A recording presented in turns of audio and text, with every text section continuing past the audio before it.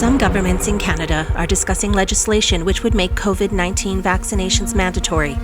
And the idea of vaccine passports to travel, shop, go to the mall, and go to movies or concerts are being discussed by global governments around the world. Canadians are rightly concerned. A recent poll asked more than 5,600 Canadians if they were in favor of a vaccine passport, and 66% responded they were against the idea. Some provinces are saying they won't make vaccines mandatory, but that there will be consequences for not taking the new COVID shot. Will you soon need a vaccine passport just to go about your daily life?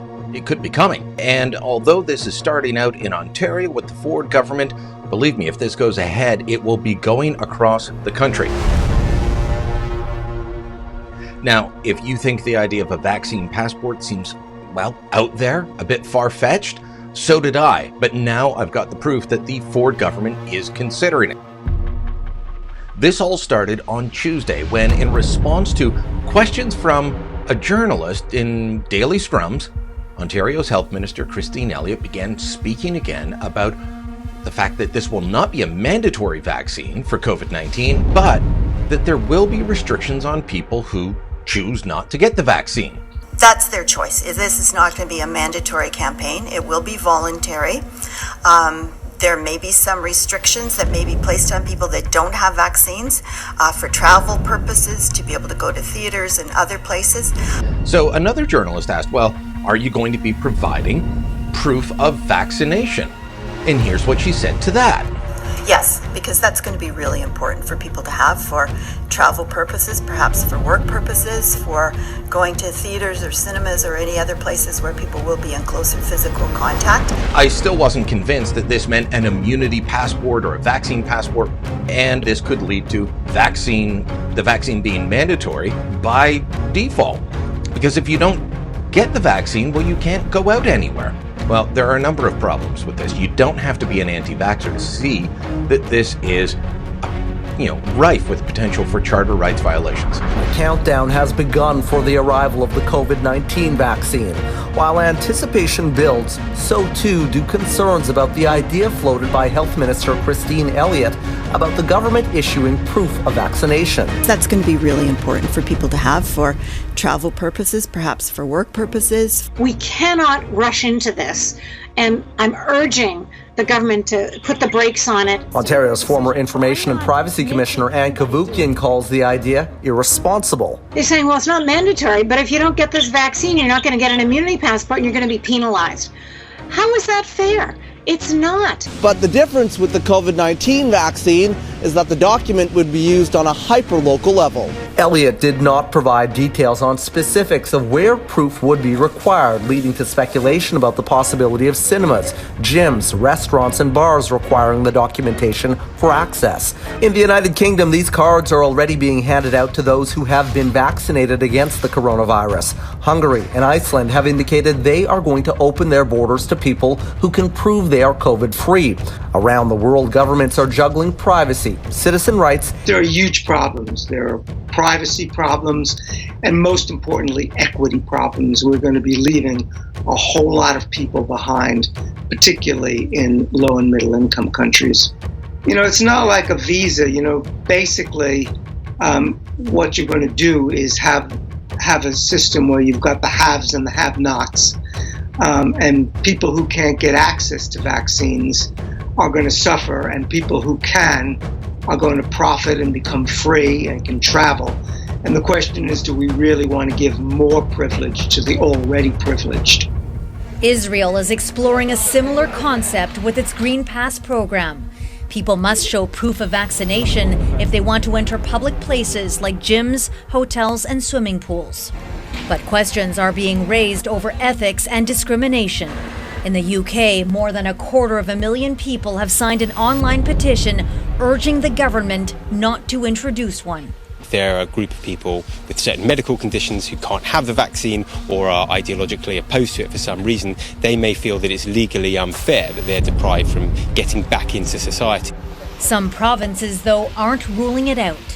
I think the message is that Manitobans who want to, be done with this pandemic, want these restrictions done, The best way to do that is to get vaccinated.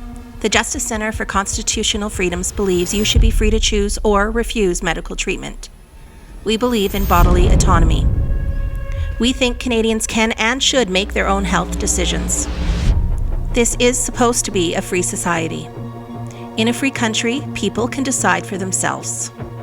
That includes being informed about potential treatments, benefits, risks, and side effects. That includes saying no to a vaccine. It's your choice. Iceland has become the first European country to issue COVID-19 vaccination certificates. The document allows vaccinated people to travel freely within the country. International travelers who arrive in Iceland don't have to spend time in quarantine if they can produce a similar document. Several other European countries are also preparing their own so-called vaccination passports. The WHO is working on a vaccine certification program that could be rolled out globally. And the news does come with some concerns. Katrina Plumundon is an expert in health equity. She's an assistant professor at the University of British Columbia, Okanagan. Are you concerned also about treating the vaccine as a sort of silver bullet? There are questions about its effectiveness, its efficacy. Yeah, there's a lot of things we don't yet know about the vaccine. And so I think it might create a bit of a false confidence in terms of having vaccine. We don't have enough data, for example, yet to know whether having a vaccine reduces the risk of transmission. We only have very early emerging data. Do you worry also about civil liberties, about people who maybe don't want to get vaccinated, and now this will put limits on their ability to move? Will Canada consider requiring people in this country to have proof of vaccination similar to the digital passports that are being developed in places like Denmark and Greece and the EU? I think it's an interesting idea, but I think it is also fraught with challenges.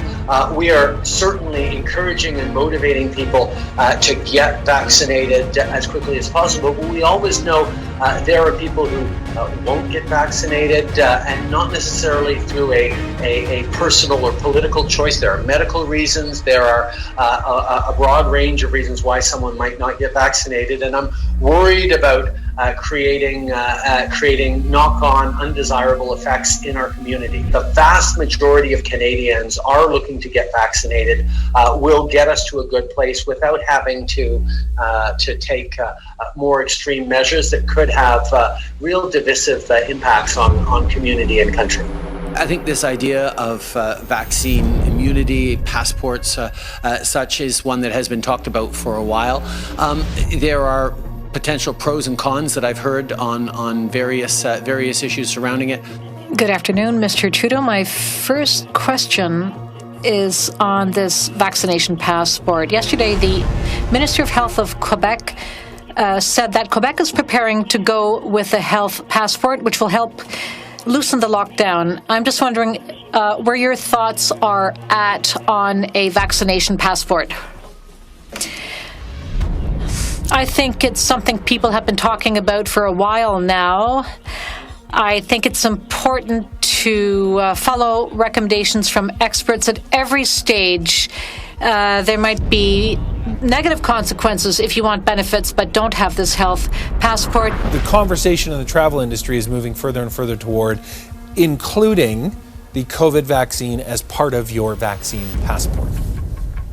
Right, exactly. And this was raised initially by Alan Joyce of Qantas Airlines, who said that he thinks that they're going to include that in their terms and conditions for people flying on their planes and arriving or departing from Australia. And according to him, he's chatted with many of his colleagues in other airlines, and they're thinking the same thing. Now, I must say, when this was first announced, there was angry backlash about this because some people are not keen on being required to have a vaccine. So Manitoba's premier says the province will issue a card for use internationally to anyone who's vaccinated, while conceding it could cause problems locally. Vaccination cards and so-called vaccine passports have become a contentious issue globally over fears of unintended consequences. The British and Canadian governments have both rejected the notion for fear it will be used locally to deny services to those who can't be vaccinated. Denmark and Israel have gone the other way, using digital passports as passes to their reopening economies, amid plenty of moral and legal questions about those who can't be vaccinated. concerns shared by Canadian disability groups. I don't think people should be denied goods and services for the sheer fact of not carrying a passport that suggests that they've been vaccinated. Who can demand to see that information? Can my employer get access? Can my insurance company get access? Can law enforcement get access? The data is not very determinative as to whether these vaccines prevent somebody from being a carrier. 71% of respondents are nervous the vaccine might have been rushed through approval, and nearly the same amount worry about possible side effects. Explain the benefits, be honest about the risks, and let the rest of us decide. In this country, we control our own bodies. They're always telling us that. But no, suddenly the rules have changed. On the question of the corona vaccine, our leaders are definitely not pro-choice. Their view is do what you're told and don't complain. No uncomfortable questions. Those aren't just suggestions, they're rules and Silicon Valley plans to enforce them. Twitter's announced a new policy to censor any unauthorized inquiry about the vaccine, or as the company put it, false or misleading narratives about COVID-19 vaccinations. Among other things, Twitter is censoring any claim that this vaccine might be used to, quote, control populations. So whatever you do, don't say this is social control. Because if you do, the richest and most powerful people in the world will act in perfect coordination to shut you down immediately. With shame and fear and depriving people of goods, services and rights don't work in the long run. They actually just make people feel more excluded, more held hostage by the government's interests, and less likely to opt in voluntarily and willingly. How do you think we should be dealing with COVID-19? Well, we shouldn't really deal with it. We should just let nature take its course. And the only thing we should do is we should try to make sure that the elderly and the vulnerable don't get in contact with people who could be infected. So they should isolate until the whole thing is over, and that shouldn't take more than 4 weeks. There is no evidence around that doing any of these antisocial separation or prohibition or whatever you call it has any effect on the epidemic. The government should make the COVID-19 vaccines available to all Canadians who want them and prioritize the most vulnerable, who are then going to be protected from the worst outcomes of the disease. And that should really be the end of the government's involvement in the personal health decisions of Canadians. Unfortunately, just like they did with lockdowns, a lot of countries appear to be jumping on the bandwagon of COVID passports without really thinking through their consequences. Look what's happened with mask mandates. They've become increasingly strict over time, and those who cannot wear them are finding it very difficult to access even essential health care. So while COVID passports are now being presented as a way to open things up for travel and large sporting events, it won't be long, I'm concerned, before you need one to go to a grocery store or to your job. Then what happens to the people who can't be vaccinated? To those who aren't even at risk from COVID? To those who have natural immunities from a prior infection? Or to those who are marginalized or don't have a smartphone to hold their passport? We're soon going to have a two-tier system where some people have rights and freedoms and others are shut out. The Charter of Rights and Freedoms protects all of us from these infringements by government. The human rights and privacy concerns are very serious. We are paving the way to giving up access to a normal life for anyone who doesn't get with the program, for a disease that is relatively mild for the vast majority of people. But like many rights infringements, which are ushered in when we are worried and want some security, it won't easily be walked back. And we'll now have this invasive system in place that can be easily retooled as some sort of global identification system or even a Chinese-style social credit system. Didn't get your COVID vaccine? No travel for you. Didn't do your mandatory diversity training? No banking for you. Is this the kind of society that we want? We really need to start thinking this through. Because I suppose the next battle to be fought is on this issue of whether they're going to create vaccine passports and they're going to make having a vaccine and proof of vaccine a right of entry to go into public spaces and go to concerts and travel. And the first principle is that a person has a right to voluntarily refuse to participate in a medical experiment. How is it up to me or government or a health official or the court to force somebody to take a jab in their arm of a brand new experimental type of vaccine approach that we've never seen before. I'm sort of baffled. Statistically, the data shows that 99.7% of people who contract COVID recover. And so they're saying these nurses and doctors, and these are nurses and doctors, okay, these aren't fringe people, these aren't conspiracy theorists, these are people working in the medical profession. They're saying, why would we take this? And how can you impose it on us in a constitutional fashion? I know that the Israeli Supreme Court excoriated the judgment, the Israeli government, in a judgment that was handed down either yesterday or today, and basically said, you cannot do this, you cannot have these restrictions without demonstrable scientific evidence. And that's part of the problem. You have no requirement for these public health officials to justify their decisions to the legislature, to provide a report. You know, if you go to a doctor and the doctor says, we need to amputate your left leg, and while we're in there, we're probably going to take your right leg too, you would go get a second opinion. And that would be your right. The idea that the federal government would impose this restriction of this requirement to have a vaccine passport would violate a host of charter provisions. Because the Justice Center deals with infringements by the government, we don't usually get into the employment situation, but you're absolutely right. I think that's what's going to usher it in is that there'll be a lot of demand in the private sector. And so that's why everybody has to get on this bandwagon, or you're a bad person. You know, it's a path, right? It's a progression. And as soon as you infuse a policy decision like this with a morality, which is I really think is what's driving this, you just open the door to all other kinds of things being snuck in under the same guise. The Justice Centre will file court challenges if vaccines are made forced or mandatory in Canada. The Canadian Charter of Rights and Freedoms guarantees the right to life, liberty, and security of person. It guarantees freedom of religion and conscience. Freedom means the absence of coercion, punishment, or consequences for not choosing a new and untested vaccine, or any vaccine at all. The Justice Centre is fully funded by donations and receives no government funding. We rely on voluntary donations from Canadians like you. We are a registered charity and issue tax receipts.